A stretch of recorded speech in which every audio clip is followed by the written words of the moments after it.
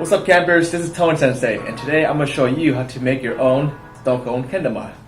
So kendama translates to sword and ball, where ken means sword and tama, spelled with a T, means ball. Together you get kendama. So the kendama is basically the sword or the handle and a ball. Together they're connected by a string.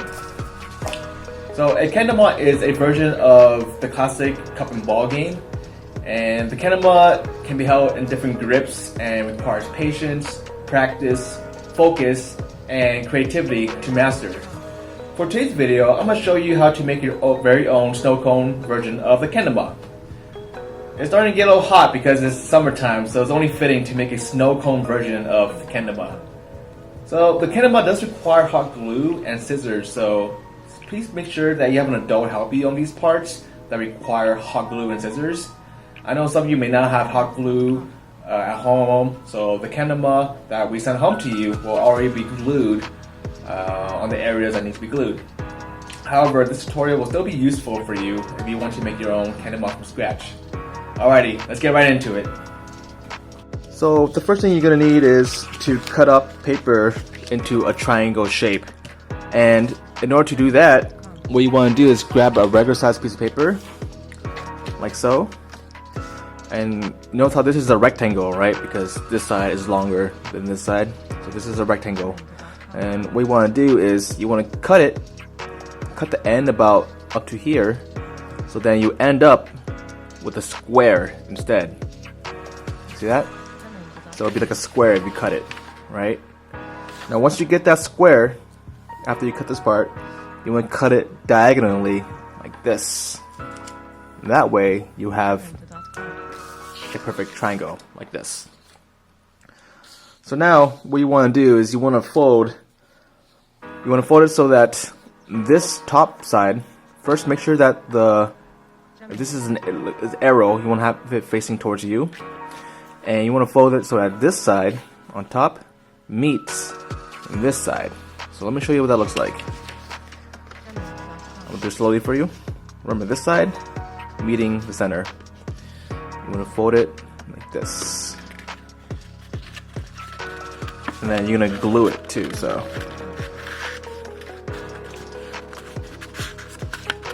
See that?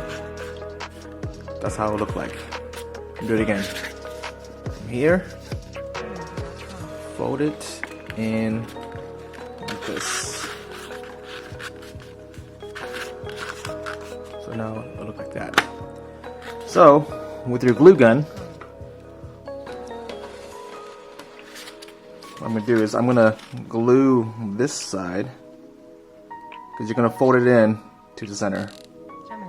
Oh, sorry, I'm out of focus there. Okay, there you go.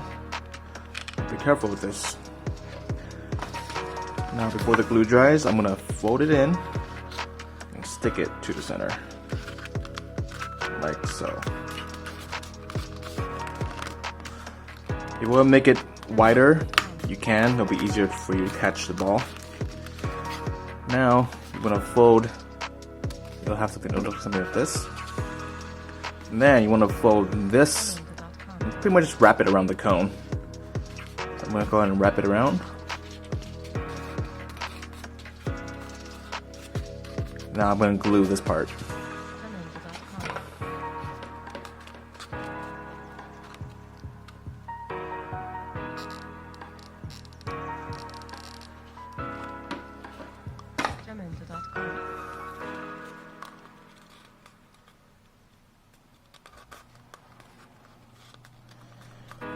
If you don't have a glue gun, you can probably use tape as well. You should be able to get away with using tape. I need some more glue here. There we go.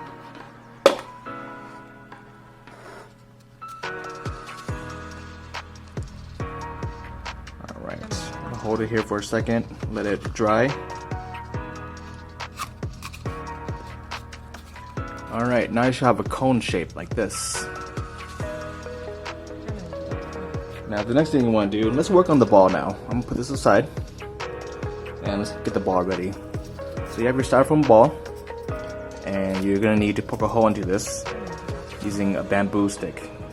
But you can find anything that's sharp that can poke a hole through this. So let's go ahead and poke a hole through this. I'm gonna go in about an inch, so from here to maybe about over here where my finger is.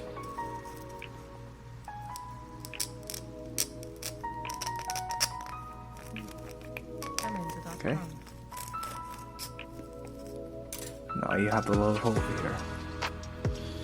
Now you want to grab your string and you want to string it through the little hole.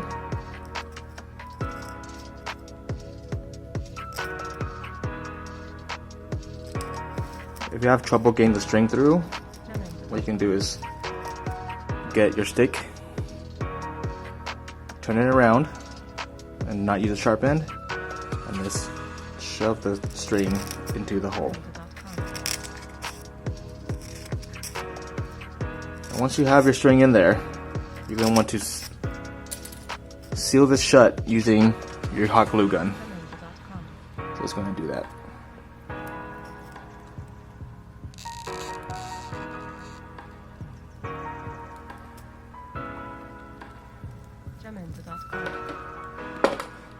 Now your glue will probably melt the styrofoam ball a little bit, but that's okay.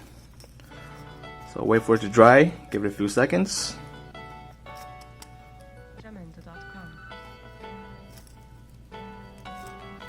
I'm gonna put it down for now. Next, you're gonna want to glue the end of this string that's attached to the ball to your cone. So what you're going to do is you're going to string it through the bottom over here.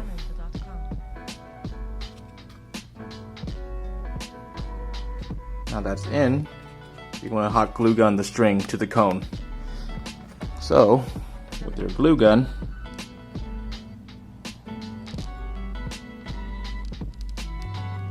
going to put some glue on there.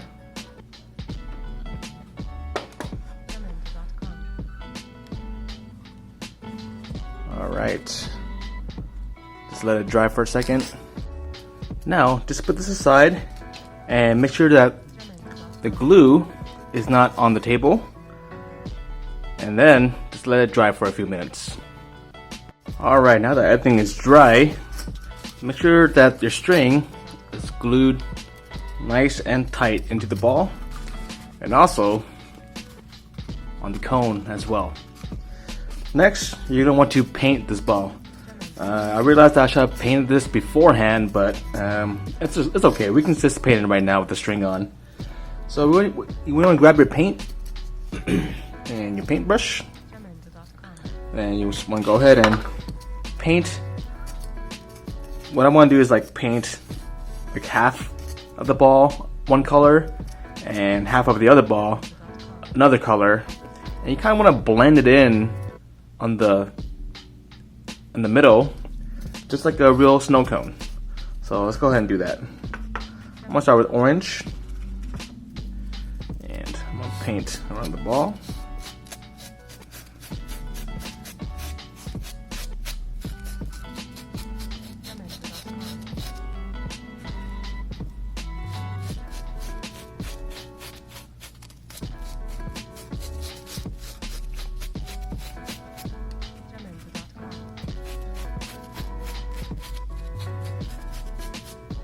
Now I'm going to use the same paintbrush for both colors to kind of give it that blending look. Just like a real snow cone. Now I'm going for yellow. Now I'm using tempera paint, so if you get some on your fingers, that's okay. These will wash off really easily.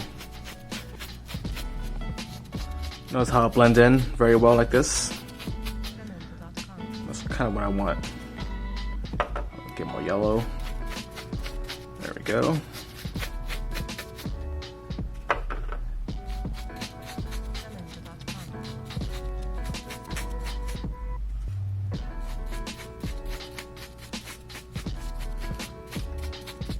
Now make sure you cover the entire foam ball.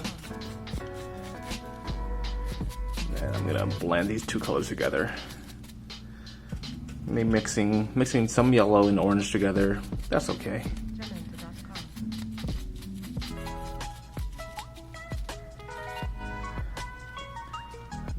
Gonna add some more yellow to this.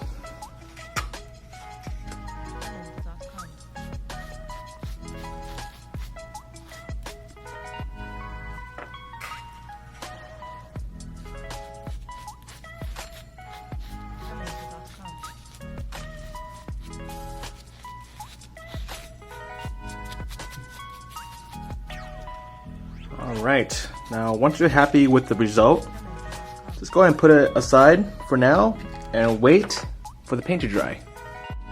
Alright, now that the paint is dry, check this out. Look at the colors in this one. Notice how it blends really nicely, just like a real, snow cone. We can also do, I did like one side orange and another side yellow. But you can, get creative with it. You can do like maybe orange just down the center and yellow on the side, so you end up with something like this. See a difference here? But as long as it blends in nicely, it's really up to you. You can do it however way you like it. But now that you're finished and it's all dried, this is what it looks like, right? And what you can do is you can get some markers and decorate your cone to make it something like this. It's really up to you. You notice how there are two different shapes here. This one on the left has the little curve on top. That's just the nature of how it is by doing the folding technique that we did. For this one, it was also curved like this, but what I did was I flattened it and I also cut it to make it straight. This might make it easier for the ball to land into the cone, but either way, both way works. So this one fits on here like this. Let me show you what this looks like. So it looks like this one might be easier than this one, but that's okay. I like a challenge. Alright, and there you have it. Once you decorate it, you are now finished with your activity. Alright, there you have it. Now you know how to make your very own snow cone kendama. I hope you have fun making this and also learning some brief history of what a kendama is. Like I said, this requires patience and lots of practice to be really good at this. So let's see if I can do this in one try.